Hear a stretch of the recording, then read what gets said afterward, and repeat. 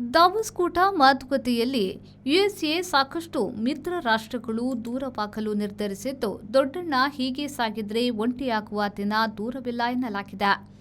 ಲೆಕ್ಕ ತಪ್ಪಿದ ಸುಂಕ, ವೆನಿಜುವೆಲಾ ಮೇಲೆ ದಾಳಿ, ಗ್ರೀನ್ಲ್ಯಾಂಡ್ ಮೇಲೆ, ಕೆನಡಾ ಮೇಲೆ ಕಣ್ಣು, ಉಕ್ರೇನ್ಗೆ ಶಸ್ತ್ರಾಸ್ತ್ರ ಎಂದು ಟ್ರಂಪ್ ಅಧ್ಯಕ್ಷರಾದ ಮೇಲೆ ಅಮೆರಿಕ ಸಂಯುಕ್ತ ಸಂಸ್ಥಾನದ ದೊಡ್ಡಣ್ಣ ಮರ್ಜಿ ಜೋರಾಗಿದೆ.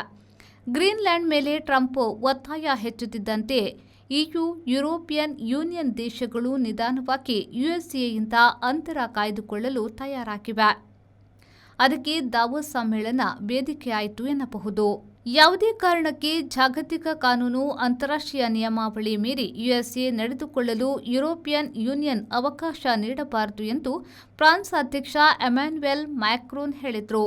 ನಮಗೆ ಜಗತ್ತಿನ ಒಟ್ಟಿಗೆ ಬೆಳೆಯುವ ಅಗತ್ಯವಿದೆ, ಯಾರದೋ ಬೆದರಿಕೆಗೆ ಬಾಗುವುದಲ್ಲ ಎಂದು ಅವರು ಹೇಳಿದರು.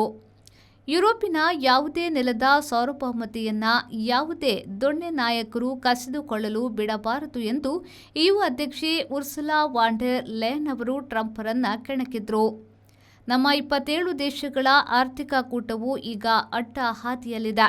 ಉಕ್ರೇನ್ ಯುದ್ಧದಲ್ಲಿ ಟ್ರಂಪ್ ನೀತಿಯನ್ನ ಇನ್ನು ಬೆಂಬಲಿಸುವ ಅಗತ್ಯವಿಲ್ಲ ಎಂದು ಬೆಲ್ಜಿಯಂ ಪ್ರಧಾನಿ ಬಾರ್ಟ್ ಡೆ ವೇಬರ್ ಅವರು ಹೇಳಿದರು. ಗ್ರೀನ್ಲ್ಯಾಂಡ್ ಬೆದರಿಕೆ ಮತ್ತು ಅಧಿಕ ಸುಂಕದ ವಿರುದ್ಧ ಒಗ್ಗಟ್ಟು ಅಗತ್ಯ ಎಂದು ಹೇಳಿದರು. ಕೆನಡಾ ಪ್ರಧಾನಿ ಮಾರ್ಕ್ ಕಾರ್ನಿ ಅವರು ಯುಎಸ್ಎ ಸುಂಕವು ಅದರ ಹೊಳಪನ್ನ ಮಂದವಾಗಿಸುತ್ತದೆ, ಇದು ಜಗತ್ತನ್ನ ಮತ್ತೆ ಸಹಜ ಸ್ಥಿತಿಗೆ ತರಲು ಕಷ್ಟವಾಗುವ ಸ್ಥಿತಿ ಉಂಟು ಮಾಡಿದೆ ಎಂದರು. ಒಟ್ಟಾರೆ ದಾವೋಸ್ ಆರ್ಥಿಕ ಕೂಟ ದೇಶಗಳ ಮಾತುಕತೆಯು ಮುಖ್ಯವಾಗಿ ಯುಎಸ್ಎ ಮಿತ್ರ ದೇಶಗಳು ಅದರಿಂದ ದೂರವಾಗುವ ಸೂಚನೆಯನ್ನ ನೀಡಿವೆ. ದಾವೋಸ್ ಸ್ವಿಸ್ ಪರ್ವತ ನಗರವಾಗಿದೆ.